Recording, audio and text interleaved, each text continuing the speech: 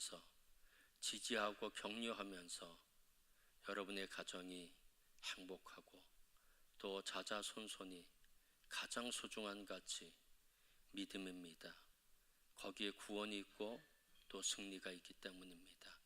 그 믿음이 언제나 충만한 귀한 가정들이 되시기를 주님의 이름으로 축복합니다. 이찬범 화백이라고 하는 분이 계신데요, 그분이 그림을 하나 그렸습니다. 제목은 바보 예수입니다. 얼굴이 바보처럼 생겼습니다. 머리에는 동방박사를 인도했던 샛별이 그려져 있고요, 이마에는 그가 매달려 죽었던 십자가가 있습니다. 예수의 눈동자를 보면 눈물이 그렁그렁합니다. 그리고 그의 입술은 피 맺히고 굳게 담은 그냥 두툼한 입술입니다. 왜 바보 예수라고 했을까? 그분은 예수의 삶을 한마디로 정의한다고 하면 바보의 삶이었다는 겁니다. 이런 거죠. 예수께서 광야에서 떡 5개와 물고기 2마리를 가지고 남자 장정만 5,000명을 먹이셨습니다. 그것을 본 관중들은 열광을 하죠. 왜냐하면 그토록 절박했던 먹고 사는 문제를 한 번에 해결하셨기 때문입니다. 군중들은 내친김에 예수를 임금 삼고자 했습니다.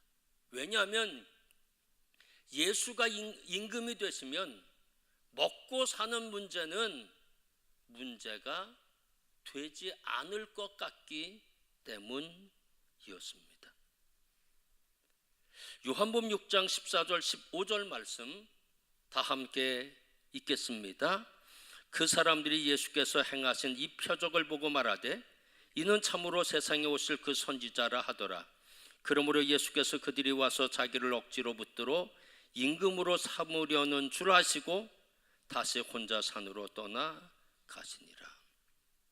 예수께서 임금 되시면 부귀영화를 누릴 수 있고요, 권력도 가질 수 있고요, 명예와 인기를 누릴 수도 있고요, 또 그분이 하고 싶은 사역, 효율적으로 사역할 수 있는 일이 활짝 열려 있지만 성령 말씀에 있듯이 우리 주님은 뒤도 돌아보지 아니하시고 산으로 훌쩍 떠나버리고 마셨다는 것입니다. 생각해보면 예수의 삶이라고 하는 것은 바보와 같은 삶이었다는 겁니다. 하늘 보좌를 버리시고 이 땅에 인간의 몸을 입으셨습니다. 명문 집안에도 태어나지 아니하시고 일체 사회적 혜택을 받을 수 없는 밑바닥의 삶을 예수는 사셨습니다. 자신이 십자가에 못 박혀 죽는다고 하는 것을 알면서도 예루살렘으로 묵묵히 들어가고 계십니다. 사실 동물이나 미물을 보더라도 자신에게 해가 될 것 같으면 움츠립니다. 아니면 피합니다. 그렇지만 예수 그리스도는 예루살렘으로 들어갔어요. 거기는 십자가의 고통이 있거든요. 죽음이 있거든요. 결국 예수는 십자가에 못 박혀 피 흘려 너무너무 고통스럽게 죽으셨다는 겁니다. 천치 바보가 아니고야 어떻게 그럴 수 있겠습니까? 예수의 삶, 바보 같은 삶이었다는 겁니다. 오늘 본문 말씀은 바보 예수를 닮은 한 사람의 이야기입니다. 바보 이삭입니다. 이삭은 세상 사람들이 말하는 바보였습니다. 창세기 26장 말씀 보면 우물 사건에 관한 기록들이 나오고 있습니다. 고대 근동 지방에는 물이 참 귀했습니다. 우물은 이렇게 생겼죠, 보통. 물이 귀한 까닭은 강수량이 적지요. 비교적 옆에 강이 없습니다. 그렇기 때문에 물이 너무너무 귀했고요. 물은 사람도 먹지만 짐승도 먹어야 하죠. 농사 지을 때도 필요하기 때문에 이 우물은 너무너무 귀합니다. 그런데 중동 지방은요, 우물을 판다고 해서 물이 나오는 건 아니에요. 10군데 파면 거의 10군데에서 거의 안 나옵니다. 그건 쉽지 않거든요. 어쩌다 한 군데에서 물을 발견할 수 있다고 하는 것입니다. 그래서 우물은 소중한 자산입니다. 너무너무 귀한 것이 우물이거든요. 근데 그 이삭의 우물, 이삭의 것이거든요. 근데 블레셋 사람들이 와서는 거기다 돌을 집어넣고 흙을 집어넣어서 완전히 메꿔버려서 우물을 쓰지 못하게 합니다. 창세기 26장 15절 말씀 다 함께 읽겠습니다. 그 아버지의 종들이 판 모든 우물을 막고 흙으로 메웠더라. 그 당시 이삭은 두 가지를 일을 했습니다. 하나는 목축업을 했고요. 목축업을 하면서 또 하나는 농사일도 했습니다. 그러면 그곳에서 떠난다고 하는 거 쉽지 않잖아요. 왜? 씨를 뿌렸잖아요. 지가 얼마 안 있으면 열매를 맺게 되는데 블레셋 사람들이 와서 우물에다가 흙을 넣고 돌을 넣고 완전히 막아버렸잖아요. 아무 소리도 하지 않고 이삭은 그랄 골짜기로 옮기게 됩니다. 그리고 힘들어서 우물을 팠는데 그 우물도 블레셋 사람들에 의해서 강탈을 당하게 됩니다. 또 다른 우물을 팠지만 그것도 강탈당했습니다. 이삭은 그때마다 거주지를 옮기고 우물을 파고 새롭게 시작을 합니다. 빼앗기려고 뭔가 빼앗기지 않으려고 몸부림쳐야 하는데 그런 액션이 전혀 없었다는 겁니다. 군소리 한마디 없이 이동했던 사람, 이동한 곳까지 쫓아와서 우물을 빼앗으면 또 다른 곳으로 이사했던 사람, 이삭입니다. 그것을 옆에서 지켜보는 사람이 있었죠. 아내 리브가입니다. 분명한 것은 자신의 것을 빼앗기는 거거든요. 그럼 뭔가 액션을 취해야 되잖아요. 몸부림쳐 봐야 되잖아요. 아니면 타협이라도 해봐야 되잖아요. 그런데 남편은 아무 말 없이 짐을 싸는 겁니다. 아내가 이삭을 봤을 때 얼마나 답답했겠어요. 속이 터졌을 것입니다.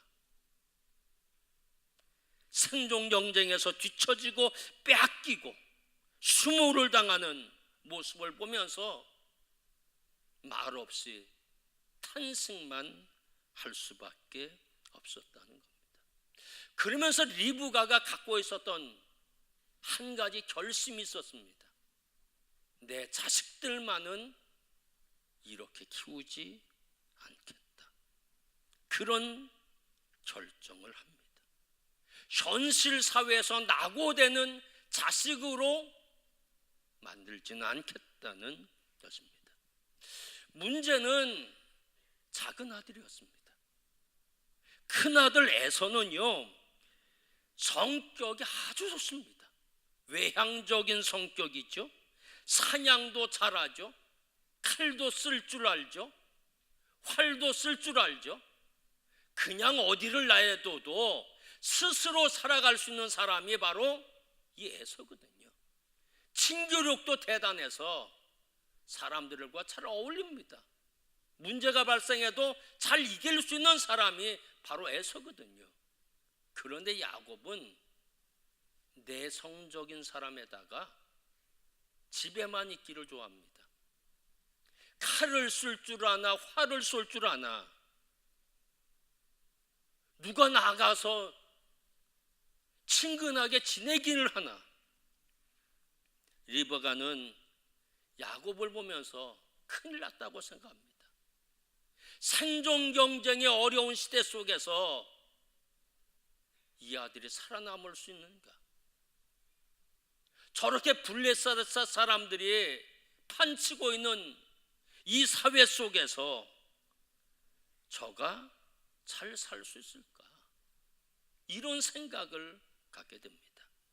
그러면서 리브가는 어떻게 해서든지 야곱을 축복받게 해야 되겠다, 그런 마음을 갖게 됩니다. 그러면서 자신이 직접 나서죠. 가장 큰 축복은 하나님이 복 내리시는 건데, 그 복은 자신의 남편 이삭을 통해서 하나님의 신권으로 축복하면 복 받는다고 분명히 아내 리브가는 믿은 겁니다.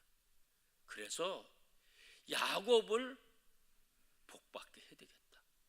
자신의 남편 이삭으로부터 축복 기도를 받아야 이 야곱이 잘 될 수 있고 험한 세상에서 넉넉히 이기며 복받을 수 있다고 그런 마음을 갖게 됩니다.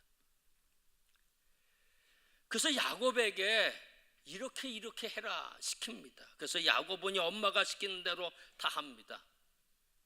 염소를 잡아서는 아버지에게 갖다 주며 사냥해서 잡은 그런 음식이라고 얘기하고, 털 많은 에서처럼 보이기 위해서 손과 팔에 털을 붙이고, 또 형 에서의 목소리를 흉내내기도 하고.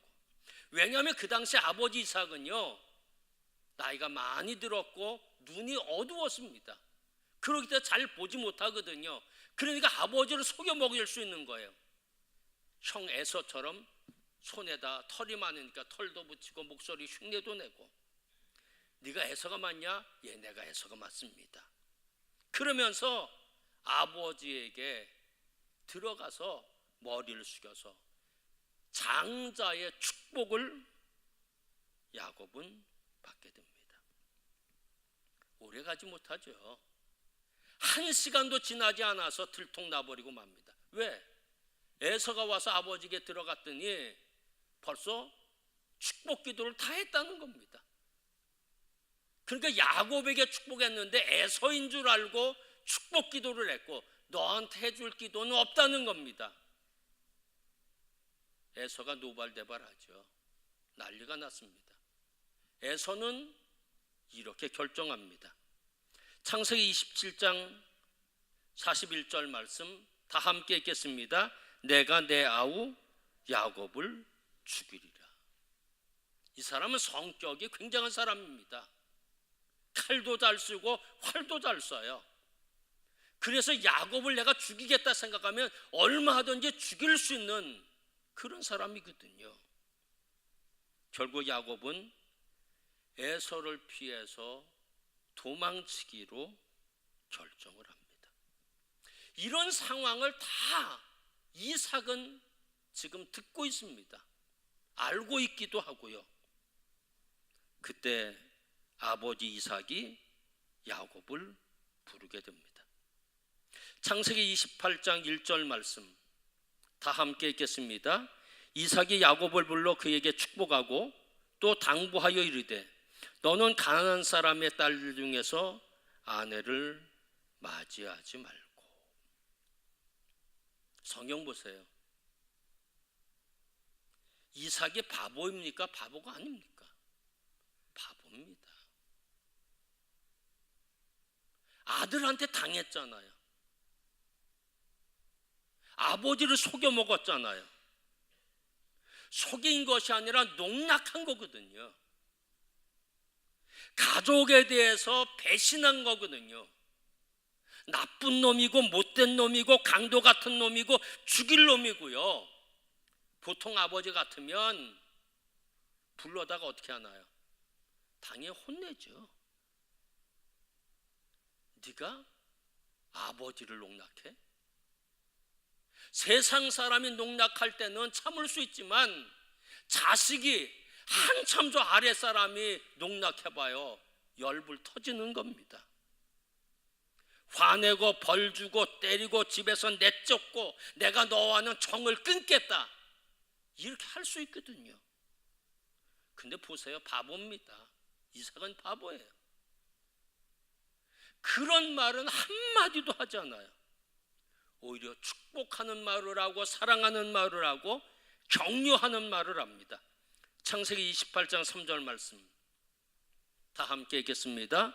전능하신 하나님이 내게 복을 주시오 내가 생육하고 번성하게 하여 내가 여러 족속을 이루게 하시고. 축복하잖아요. 창세기 28장 4절 말씀 다 함께 읽겠습니다. 하나님이 아브라함에게 주신 땅 곧 내가 거류하는 땅을 내가 차지하게 하시기를 원하노라. 이 땅도 네가 차지해라. 아니 이게 있을 수 있습니까? 바보 아니고는 어떻게 이렇게 할 수가 있어요? 저주해야 하는데 축복하고요, 욕을 해야 하는데 격려하고요, 미워해야 하는데 사랑했다는 겁니다. 바보 이삭의 모습입니다. 이삭은요 야곱을 불렀잖아요. 그때 야곱은 어떤 마음이었을까요? 가슴이 철렁했을 겁니다. 이제 큰일 났다, 이제 죽는가 보다. 아마 몽둥이 회초리를 갖고 아버지가 기다릴 거다. 들어갔잖아요. 근데 몽둥이로 때리기는커녕 욕하기는커녕 축복해 주는 거예요. 격려해 주는 거예요. 지지해 주는 거예요. 사랑해 주는 거예요. 그러면서 그의 마음속에 어떤 마음이 있을까요? 우리 아버지 이거죠. 그 옆에서 지켜보던 아내 리브가는 우리 남편은 이렇게 속이 깊은 사람이다. 우물을 빼앗길 때는 너무너무 답답한 남편처럼 보였는데 그 성격이 자녀들에게, 가정에게 나타나는 모습을 보면서 아내 또한 깊은 감동을 받게 됩니다. 이것은 야곱으로 하여금 평생 잊을 수 없는 사건이고요, 마음속 깊이 담아둘 수밖에 없는 감동의 사건이었다는 겁니다. 여러분, 똑똑한 아버지가 되지 마십시오. 바보 아버지가 되십시오. 똑똑한 아버지는 어떠나요? 자녀들이 사고 쳐요? 그럼 어떠나요? 불러다 놓죠, 따지죠, 비난하죠, 혼내죠, 화내죠, 손찌검하죠. 뭐가 남나요? 자녀들에게 깊은 상처만 남는다는 겁니다. 야곱은 그러하지 않았다는 거예요. 이삭은 그러하지 않았다는 겁니다. 이삭은 바보였죠. 국어사전에 보면 바보라고 하는 뜻을 이렇게 설명하고 있습니다. 못나고 어리석은 사람. 이삭은 바보죠. 어리석은 사람이죠. 그러나 그의 어리석음은 거룩한 어리석음이었다는 겁니다. 바보 이삭에게는 거룩한 어리석음이 그에게 있었다는 겁니다. 그는 예수를 닮은 바보고요. 바보가 될 때 자녀가 행복해져요. 바보가 될 때 가정이 행복해집니다. 날카로운 사람들 있잖아요. 늘 따지고 자로 재듯이. 아내가 피곤하죠. 자녀들이 피곤하죠. 그냥 하라도 모르는 척 바보처럼 그냥 넘어가면 그게 다 이렇게 수습이 돼요. 그러면서 가정이 평안하고 행복해지는 거거든요. 그런데 눈에서 띄기만 하면 지적하고 비판하고 욕하고 화내고 무슨 도움이 될까요? 상처밖에 줄 수 없다는 겁니다. 바보 아버지는요, 거룩한 어리석음도 있지만 바보 아버지는요, 바보 사랑을 합니다. 다르게 표현한다면 거룩한 사랑입니다. 아무나 할 수 없는 사랑이죠. 화내고 욕하고 분내 그럴 수 있는데 그러하지 않는 사랑, 아무나 할 수 없는 거룩한 사랑이 바보 아버지에게 있다는 겁니다. 사랑하는 성도 여러분, 바보 아버지만 되는 것이 아니라 바보 어머니도 돼야 합니다. 늘 따지려고 하지 말아요. 남편에 대해서 이렇게 곱지 않은 시간으로 늘 따지고 그리고 비판하고, 그것은 다 상처밖에 남는 것이 없다는 겁니다. 이삭의 모습 오늘 여러분 보셨어요? 바보인가요? 네, 바보 맞습니다. 거룩한 바보, 거룩한 사랑을 하는 바보, 아무나 사랑할 수 없는, 아무나 그렇게 사랑할 수 없는 바보의 모습, 이삭 가운데 있습니다. 여러분 어떻게 삶을 사셨나요? 저도 바보처럼 살지 못했어요. 똑똑하게 잘못한 거 보면 비난하고 욕하고 혼내주고, 근데 뒤돌아보면 아, 잘못했구나, 내가 잘못했구나, 뒤늦게지만 깨닫게 됩니다. 사랑하는 성도 여러분, 여러분은 이삭처럼 되어야 합니다. 바보가요, 돈 못 버는 것 같지만 걱정할 거 없어요. 먹고 사는 데는 다 먹고 살아요. 살 만큼 다 삽니다. 이삭도 그랬거든요. 우물도 뺏기고요, 또 농사 졌던 거 다 뺏기고 그냥 바보처럼 뒤돌아서도 그는 다 먹고 살았거든요. 바보가 되십시오. 예수처럼요. 그 사람이 거룩한 어리석음의 사람이고요, 그 사람이 하나님의 나라에 갔을 때 면류관 받게 될 거고요, 그뿐만 아니라 여러분의 가정이 행복해지고요, 여러분의 자녀들이 반드시 잘 되게 될 것입니다. 이런 귀한 모습 여러분 가운데 있으셔서 여러분의 가정이 행복하고 천국 같은 귀한 삶이 여러분의 가정에 있게 되기를 주님의 이름으로 축원합니다. 기도하겠습니다.